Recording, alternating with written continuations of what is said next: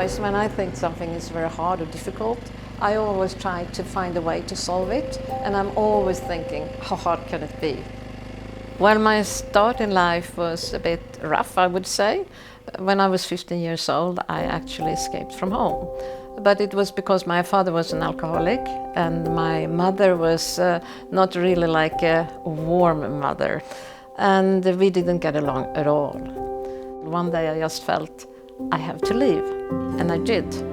I slammed the door, I was angry, and I walked away. And then my mother opened the door and she said, "You will never manage without me." And I stopped and I turned around and I looked her into her eyes and I said, "I will always manage without you."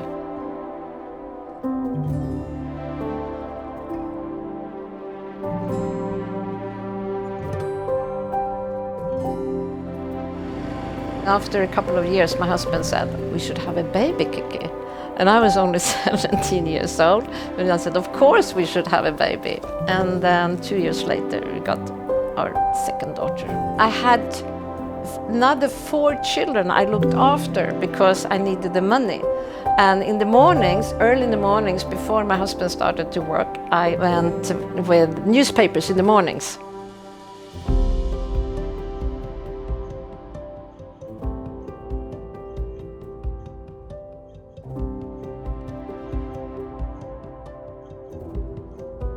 I still remember my very first day there. I came in with 2 people in the room, and I sat down and the phone was ringing.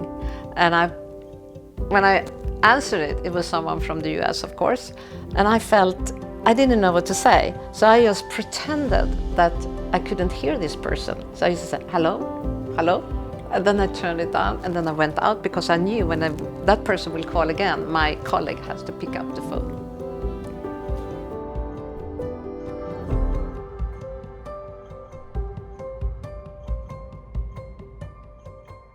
On this specific morning, on the 11th of September 2001, I did not go to the World Trade Center to have my morning coffee, as I always did, because this specific day we had a board meeting planned.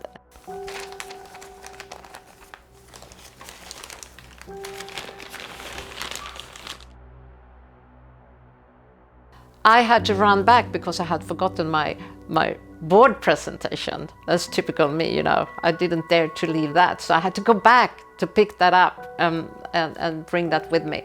But then when we came out on the street, I couldn't see anything because it was white everywhere. And we looked up, and then I saw the building, and I thought, to be honest, that it was war. And I could still feel it was extremely scary, of course, and we were running, but we couldn't see anything because of all this white thing that came from the building. And we were running south. We stopped, and I turned around, and one building was gone. And then we were standing there, hundreds of people, and looked, and then suddenly, I mean, we could see people jumping out through the windows. And it was so silent, no one did say anything. And then suddenly, that building started to come down, and everyone was running and screaming. I don't think about it that often, but when I talk about it, I can still feel this scary feeling. It was terrible, of course.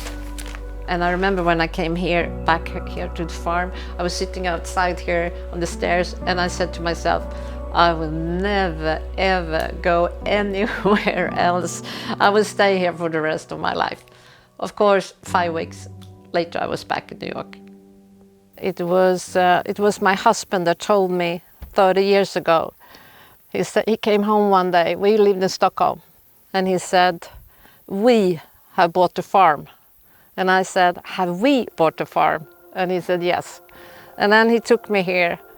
And he was so extremely happy. So I couldn't say no. I had to say yes. I love it here.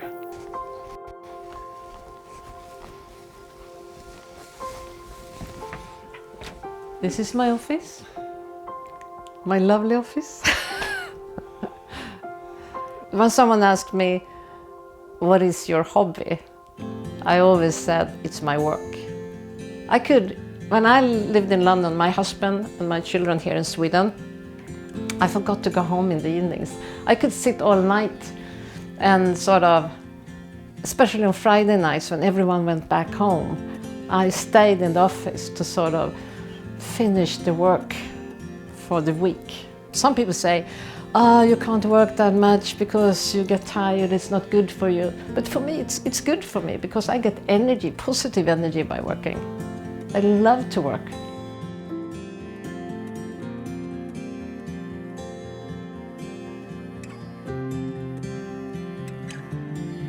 The most exciting, I thought, when I got the question about becoming a part of this company was that it was the technology behind it, because I'm always been very keen or very interested in what you can do with technology.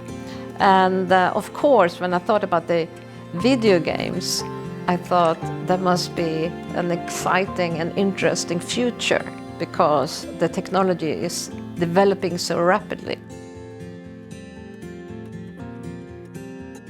When we talk about sustainability, one very important part of our framework is about our people, our great people.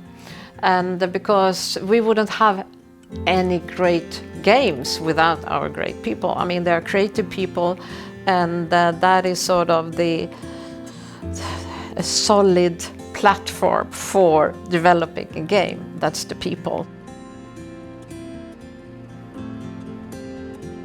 They're very, very special. I can't explain exactly what's so special with them, but they are, I mean, they're strong people, they have lots of opinions.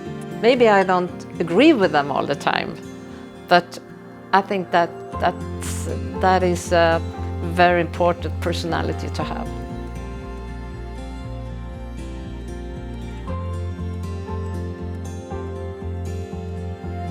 For me, it's very important that everyone that works within the company do have the feeling that they have an opportunity to grow within the company. Whoever you are, doesn't matter where you come from or what kind of background you have or anything like that.